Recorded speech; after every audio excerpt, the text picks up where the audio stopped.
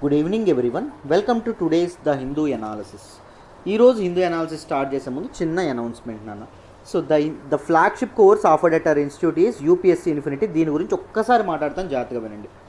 So date గుర్తుపెట్టుకోండి, 7th July 2021. ఎందుకు ఈ డేట్ చెప్తున్నాను అంటే 7th July 2021 వరకు మన ఇన్స్టిట్యూట్లో ఆఫర్ చేసే UPSC infinity fee upfront మీరు సింగిల్ పేమెంట్ చేస్తే 50,000, ఈఎంఐలు అంటే 5,000 చొప్పున కట్టుకుంటానంటే 60,000 రూపాయలు, 5,000 5,000 పెర్ మంత్ మీరు కట్టుకోవచ్చు. సో 5,000 పెరుగుతుంది అంటే అప్ ఫ్రంట్ పేమెంట్ అనేది 55,000 అవుతుంది అండ్ ఈఎంఐస్ అనేవి 65,000 అవుతుంది. అంటే 13 ఇన్స్టాల్మెంట్లు మీకు పడతాయి. 5,000 చొప్పున కట్టుకుంటే 13, ఇప్పుడు కట్టుకుంటే 12 ఇన్స్టాల్మెంట్లు కడితే సరిపోతుంది. సో యూపీఎస్సీ ఇన్ఫినిటీ ఎందుకు తీసుకోవాలో చెప్తాను చూడండి. Life time validity. So no institute in this country, ఏ దేశంలో ఏ కంట్రీ కూడా మీకు ఏ ఇన్స్టిట్యూట్ కూడా మీకు అసలు లైఫ్ టైం వ్యాలిడిటీ ఇచ్చేటటువంటి ఇన్స్టిట్యూటే లేదు. కానీ మన ఇన్స్టిట్యూట్ లైఫ్ టైం వ్యాలిడిటీ ఇవ్వడం అనేది జరుగుతుంది. మన ఎల్టీఎక్స్ క్లాసెస్ అడ్మినిస్ట్రేషన్ వాళ్ళు మీకు చాలా వాల్యుయేషన్ అనేది ఉంటుందమ్మా, నన్ను నమ్మండి. సో మీకు లైఫ్ టైం వ్యాలిడిటీ అంటే మీకు చాలా యూజ్ అవుతుంది. బికాజ్ యూపీఎస్సీ ప్రిపరేషన్ అనేది కొద్దిగా లాంగ్ అవ్వడం అనేది జరుగుతుంది. ఈ ప్రాసెస్లో మీకు యూపీఎస్సీ ఇన్ఫినిటీ ముఖ్యంగా లైఫ్ టైం వ్యాలిడిటీ అనేది చాలా బాగా ఉపయోగపడుతుంది.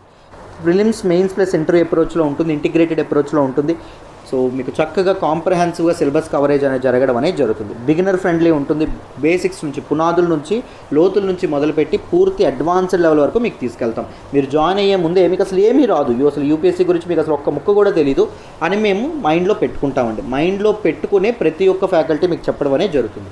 యూట్యూబ్లో ఎవరైతే మీకు చెప్తున్నారో, ఎవరైతే యూట్యూబ్లో మీరు క్లాసులు వింటున్నారో ఆ ఫ్యాకల్టీ మీకు లోపల కూడా చెప్పడం అనేది జరుగుతుంది. సో చక్కగా మీరు హ్యాపీగా జాయిన్ అవ్వచ్చు. డైలీ కరెంట్ అఫైర్స్, కాంప్రహెన్సివ్గా డైలీ కరెంట్ అఫైర్స్ ప్రిపరేషన్ అనేది జరుగుతుంది. యూపీఎస్సీ ప్రిపేర్ అయ్యే వాళ్ళకి కరెంట్ అఫైర్స్ ప్రిపరేషన్ అనేది కొద్దిగా ఇబ్బంది పడతారు. But everyday daily Hindu analysis, దాంతోపాటు డైలీ పిఐబి అనాలిసిస్, దాంతోపాటు డైలీ లైవ్ క్లాస్. సో వీటన్నింటి తాలూకా పీడిఎఫ్లు ఆలోచించండి, వీటన్నింటి తాలూకా పీడిఎఫ్లు. దాంతోపాటు మీకు ఇండియన్ ఎక్స్ప్రెస్ ఎక్స్ప్లెయిన్డ్ ఆర్టికల్స్ కూడా నేను చేస్తాను. దాంతోపాటు మీకు మెనీ అదర్ ఆర్టికల్స్ ఏవైతే ఉన్నాయో according to their importance in the exam perspective అవన్నీ కవర్ చేయడం అనేది జరుగుతుంది. డిటిఈ నుంచి కానీ లేకపోతే ఇవన్నింటి నుంచి ఆర్టికల్స్ అనేవి కవర్ చేయడం అనేది జరుగుతుంది. Complimentary access to group 1, group 2, RBI grade B, NABARD grade A, SEBI grade A, SBI, IBPS, SSC, CGL. So వీటి తాలూకు ఎక్స్ట్రా సిలబస్ కూడా without taking a single penny, రూపాయి కూడా మీ నుంచి ఎక్స్ట్రా తీసుకోకుండా కంప్లీట్గా కవర్ చేయడం అనేది జరుగుతుంది. సో ఫీజు ఎంత, సింగిల్ పేమెంట్ చేయగలను అంటే మీకు 10,000 రూపాయలు ఏకంగా తగ్గుతుంది, 50,000 రూపాయలకే వస్తుంది. కంప్లీట్ యూపీఎస్సీ ప్రిపరేషన్ అండి, మొత్తం అంతా అయిపోతుంది ప్రిలిమ్స్, మెయిన్స్ ప్లస్ ఇంటర్వ్యూ అప్రోచ్లో. అండ్ ఈఎంఐలో కట్టుకుంటానంటే 60,000 రూపీస్ అవుతుంది, 5,000 నెలకి కట్టాల్సి ఉంటుంది. సో ఇది ప్రత్యూష మేడం నెంబర్ 7893899553. మేడం నెంబర్కి ఫోన్ చేయండి, ఫోన్ చేసి జాయిన్ అవ్వడానికి ప్రయత్నించండి. ఎడ్యుకేషన్ మీద పెట్టేటటువంటి ఖర్చు ఎప్పటికీ పోదండి. మీరు డ్రీమ్ చేయండి, మీ తాలూకు కళ్ళ వెంట మేము ఎప్పుడూ ఉంటాం, మీకు గైడ్ చేస్తూ ఉంటాం, మీకు సపోర్ట్ చేస్తూ ఉంటాం.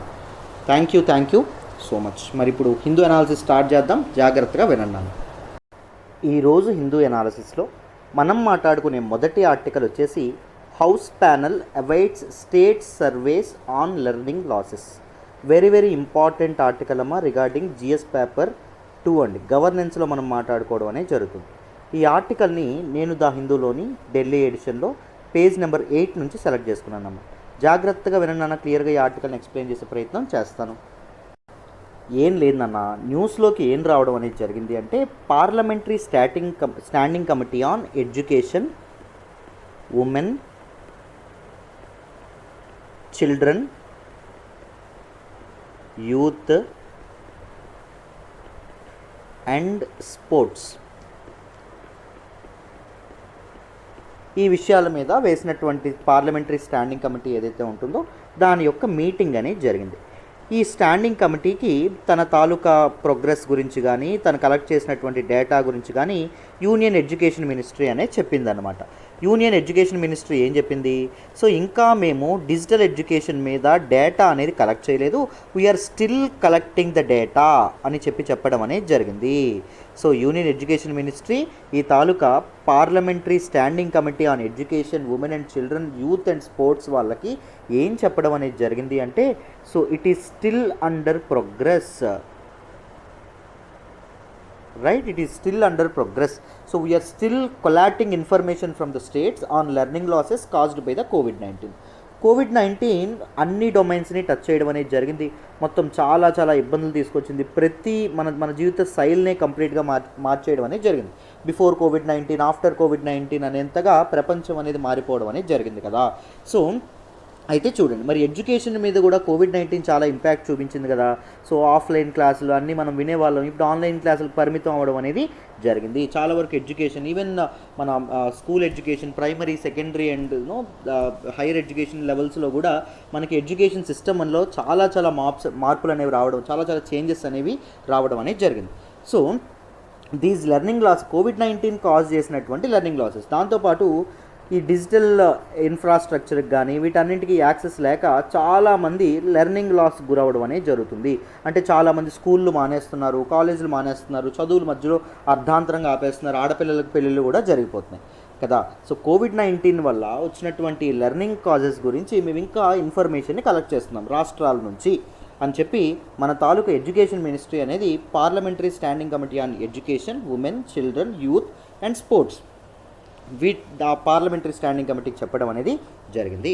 అయితే పార్లమెంటరీ స్టాండింగ్ కమిటీ ఏం చేసింది, యూనియన్ మినిస్ట్రీకి ఆర్డర్ ఇచ్చింది. ఏమని ఆర్డర్ ఇచ్చింది, అసెస్ చేయండి అని ఆర్డర్ ఇచ్చింది. ఏం ఆర్డర్ ఇచ్చింది, అసెస్ చేయమని. దేన్ని అసెస్ చేయమని, existing learning losses and the impact of activities already being conducted to identify the gaps and formulate more activities to be undertaken.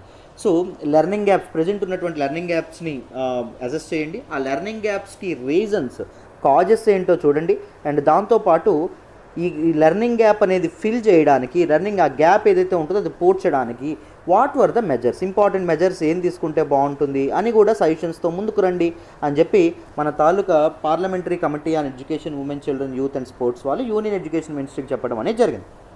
అర్థమైందా. Parliamentary panel heard presentations on the use of satellite technology to bridge learning gaps. Parliamentary standing committee అనేది ఏం చెప్తుంది ఇక్కడ చూడండి, learning గ్యాప్స్ని bridge చేయడానికి so we can use satellite టెక్నాలజీని మనం వాడుకోవచ్చు అని చెప్పడం అనేది జరిగింది. What you mean by satellite technology, TVs కానీ లేకపోతే రేడియోస్ కానీ ఇలాంటివి మనం వాడుకోవచ్చు. వాడి మనం ఈ లెర్నింగ్ యాప్స్ ఏవైతే ఉన్నాయో లెర్నింగ్ యాప్స్ని ఫుల్ చేయొచ్చు, ఈ బ్రిడ్జ్ చేయొచ్చు.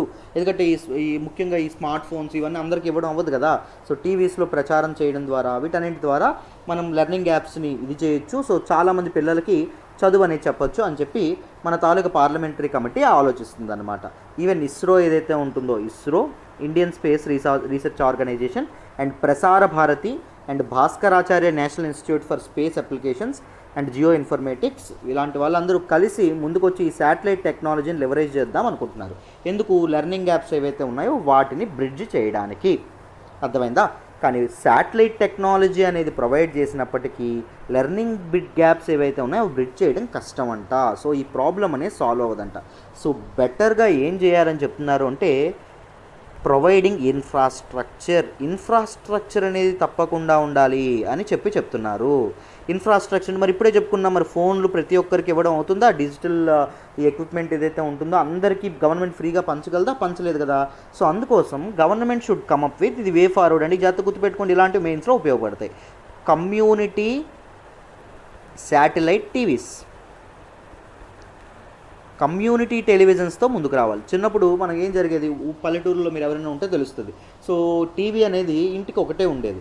సో మన తాలూకా జనాలందరూ ఏం చేసేవారు, క్రికెట్ మ్యాచ్ వచ్చినా లేకపోతే సాయంత్రం చిత్రలహరికి కానీ వాళ్ళ ఇంట్లో వచ్చి కూర్చునేవాళ్ళు, మ్యాచ్లు కానీ టీవీలు కానీ చూసేవాళ్ళు. సేమ్ అలాంటిది ఒక కమ్యూనిటీ శాటిలైట్ టీవీస్ అనేవి ఏర్పాటు చేయాలి. ఇప్పుడు ప్రతి గ్రామంలో ఒక ఆఫీస్, సచివాలయం కానీ లేకపోతే ప్రెసిడెంట్ వాళ్ళ హౌస్ ఆఫీస్ ఏదైతే ఉంటుందో అక్కడ కానీ శాటిలైట్ టీవీ ఏర్పాటు చేస్తే పిల్లలు ఆ టైంకి వచ్చి అక్కడ కూర్చొని చదువుకుంటారు.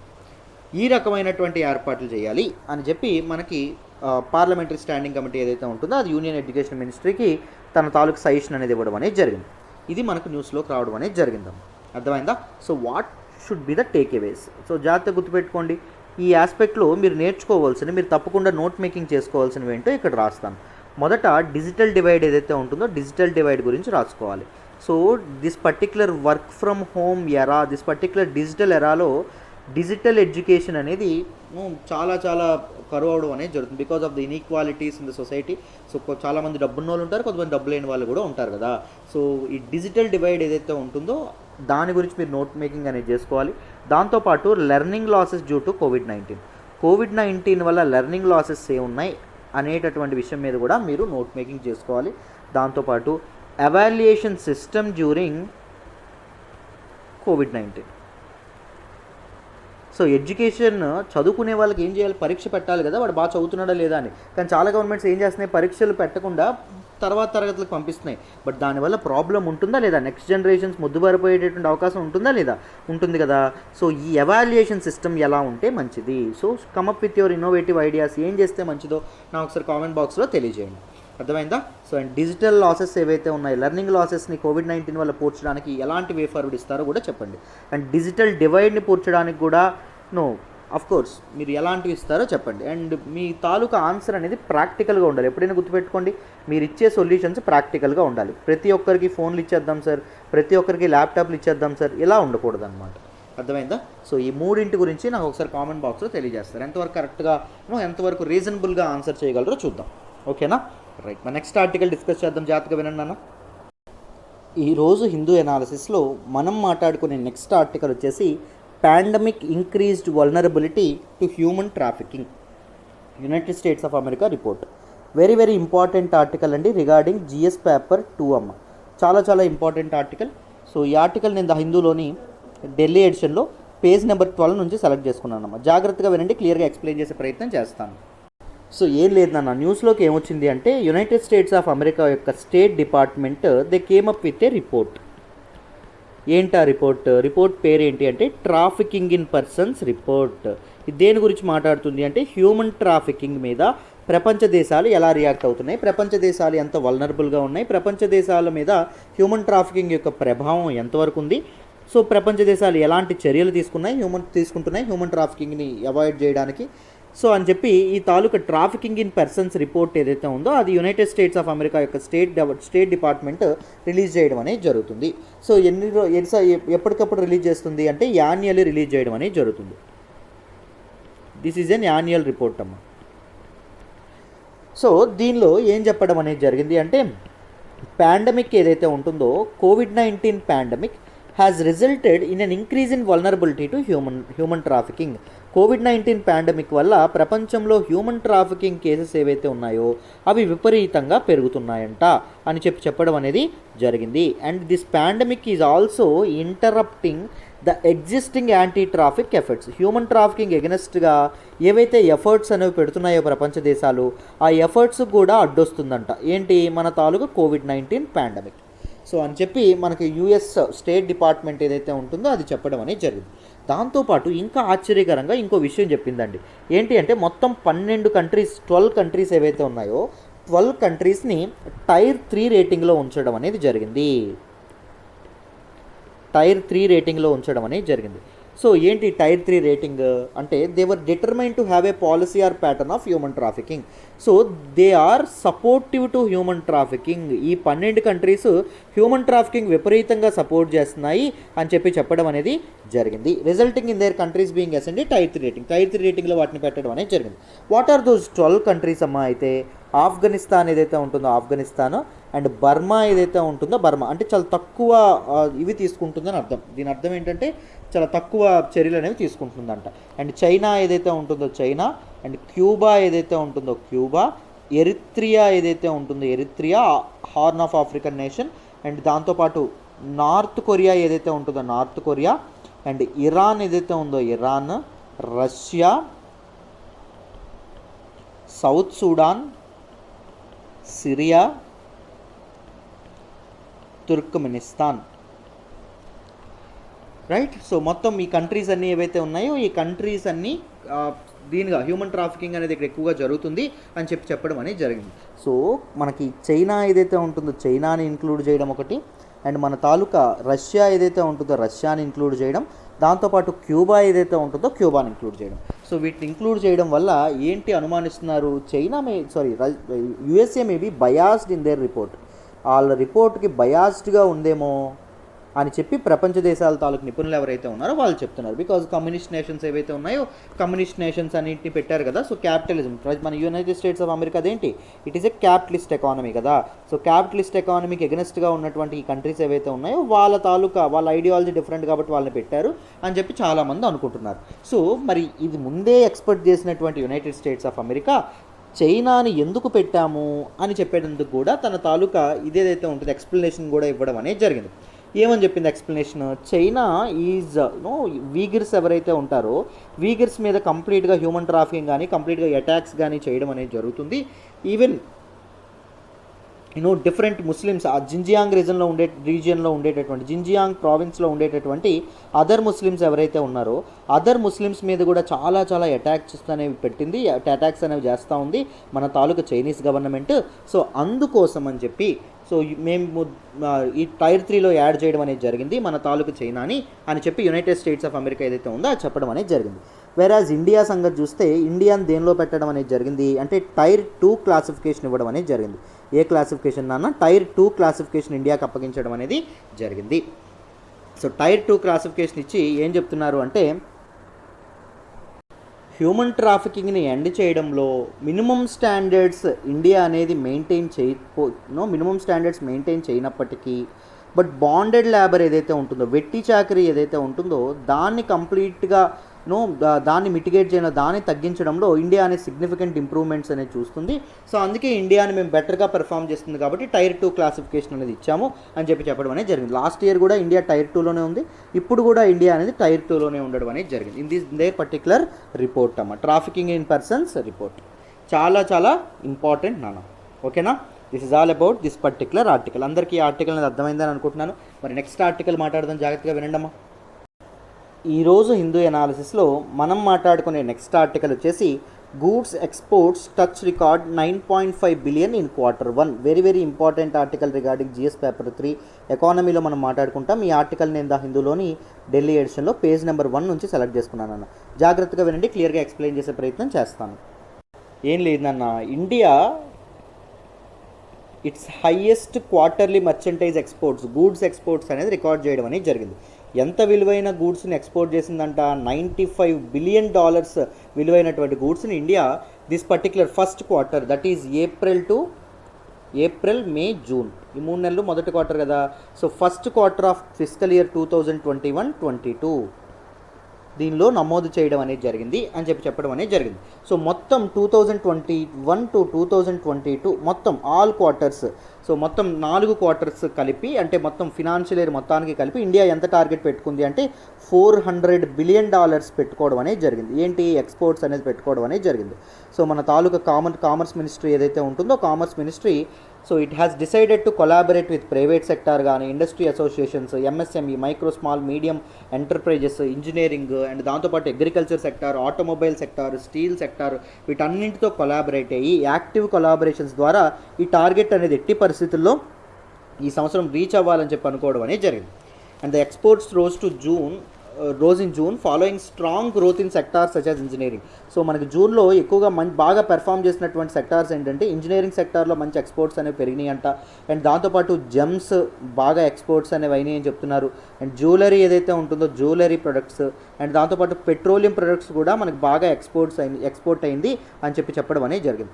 బట్ కానీ India was a net importer అండి. ఈ నెట్ ఇంపోర్టర్ అని ఎందుకు అంటారు అంటే when the imports are more, మనం ఎక్స్పోర్ట్ చేసేదానికంటే ఇంపోర్ట్స్ అనేవి ఎక్కువ అనుకోండి, అప్పుడు నెట్ ఇంపోర్టర్ అని అనడం అనేది జరుగుతుంది. జూన్ 2021లో కూడా మనం నెట్ ఇంపోర్టర్గా ఉండడం అనేది జరిగింది.